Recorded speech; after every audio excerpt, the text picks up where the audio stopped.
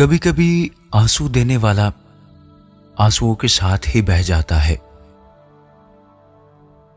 عورت کو اگر اندازہ ہو جائے مرد اس پر مر مٹا ہے تو وہ اسے مار بھی سکتی ہے۔ جوتے اور لوگ اگر آپ کو تکلیف دیتے ہیں تو آپ کے سائز کے نہیں۔ محبت کے کمرے کی ایک کھڑکی خوش فہمی کے جزیرے کی طرف کھلتی ہے اور وہی منظر سب کو حقیقت لگتا ہے۔ ہوئی تخلیق عورت کی تو آیا لطف جینے میں، لیے پھرتے تھے مرد ایک فالتو پسلی کو سینے میں۔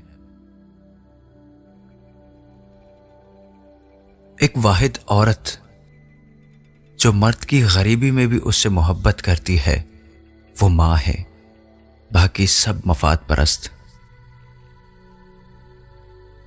عورت صرف خوبصورت ہوتی ہے، مرد غریب یا امیر بھی ہوتا ہے۔ حسین عورت کے لیے ہر مرد وفادار ہے اور ہر پیسے والے مرد کے لیے ہر عورت وفادار ہے۔ بعض اوقات بات لفظوں کی نہیں ہوتی، لہجے کی ہوتی ہے۔ لہجے بدل جائیں تو میٹھے لفظ بھی تیر کی طرح چبھتے ہیں۔ سجدہ بھی اسی وقت قبول ہوتا ہے جب سر کے ساتھ ساتھ دل بھی جھکے۔ جب چاہتے نہ ہوں تو محبتیں بے معنی ہو کر رہ جاتی ہیں۔ محیط تھا وہ میری ذات کے ہی دائرے پر، پھر ایک دن اسے سوجھی میرے علاوہ کی۔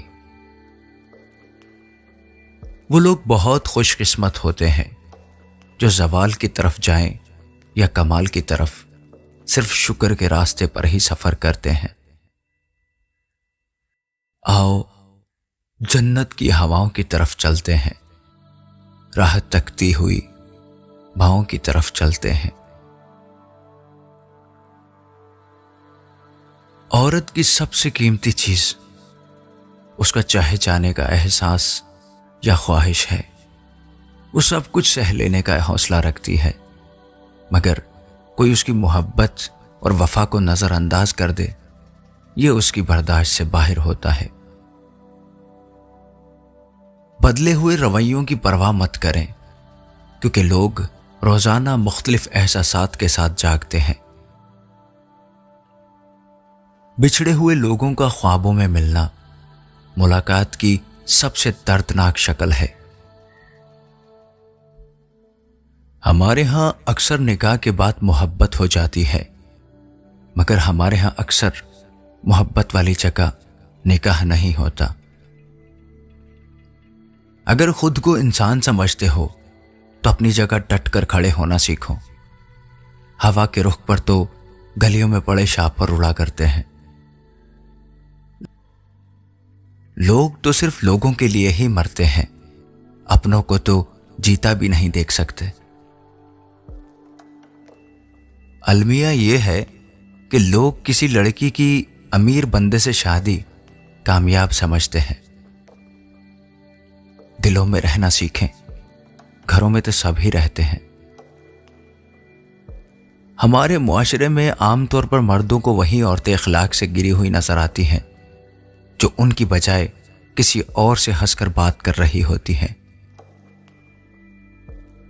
کسی کو اتنا پیار دو کہ کوئی گنجائش ہی نہ چھوڑو۔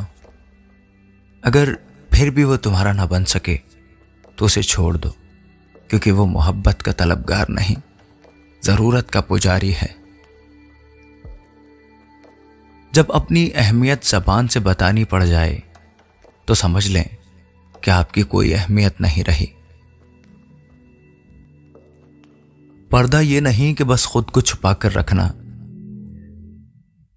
پردہ یہ ہے کہ غریب کے سامنے دولت، بھوکے کے سامنے کھانے کی، مسافر کے سامنے گھر کی اور یتیم کے سامنے والدین کی نمائش نہ کرو۔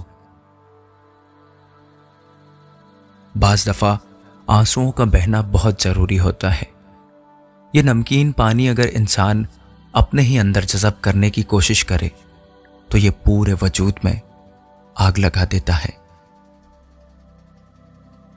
کبھی کبھی ہم کچھ لوگوں کو زیادہ مقام دے کر بگاڑ دیتے ہیں۔ اگر وہ لوگ کم ظرف نکلیں تو بدلے میں ہماری آنکھیں آنسوؤں اور دل درد سے بھر دیتے ہیں۔ ہم ایسے معاشرے میں سانس لے رہے ہیں جہاں لوگ خود جھوٹ بول کر دوسروں سے سچ سننے کی توقع رکھتے ہیں۔ اگر آپ کا قد چھوٹا ہے تو کوئی مسئلہ نہیں، اگر آپ کی سوچ چھوٹی ہے تو بہت بڑا مسئلہ ہے۔ زیادہ مان بھی اچھا نہیں ہوتا۔ بہت بار بغیر کسی وجہ کے بھی لوگ آپ کو اپنی زندگی سے اٹھا کر باہر پھینک دیتے ہیں۔ جس نے کسی کو اپنے راز بتا دیے تو سمجھو کہ وہ شخص محتاج ہو گیا۔ ہم ایسے معاشرے کا حصہ ہیں جہاں ہماری قابلیت کا اندازہ علم سے نہیں بلکہ مہنگے جوتوں اور کپڑوں سے لگایا جاتا ہے۔ جب دولت آنے سے کسی کا اخلاق تباہ ہو جائے تو سمجھ لو اس کے زوال کا وقت شروع ہو گیا۔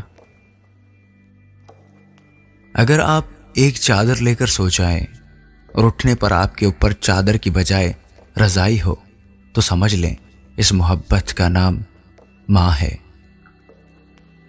بعض غموں کی شدت پیشانی کو زمین پر چھوئے بغیر دور نہیں کی جا سکتی۔ 30 سال کے بعد آدمی خوبصورت یا بدصورت نہیں ہوتا، امیر یا غریب ہوتا ہے۔ محبت میں مرد کا برا وقت تب شروع ہوتا ہے جب وہ کسی عورت کو بول دے کہ میں آپ کے بغیر نہیں رہ سکتا۔ عورت توجہ مانگتی ہے اور مرد ذہنی اور جسمانی سکون چاہتا ہے۔ جہاں بھی ان دونوں کو یہ دونوں چیزیں ملیں گی یہ دونوں وہیں کے ہو کر رہ جائیں گے۔ اتنا شدت پسند تو ہونا بنتا ہے کہ جو آپ کا ہو وہ کسی اور کا نہ ہو۔ وہ عورت مرد کے دل کو لوٹ لیتی ہے جس عورت کی 2 چیزیں خوبصورت ہوں، نمبر 1 زبان، نمبر 2 دل۔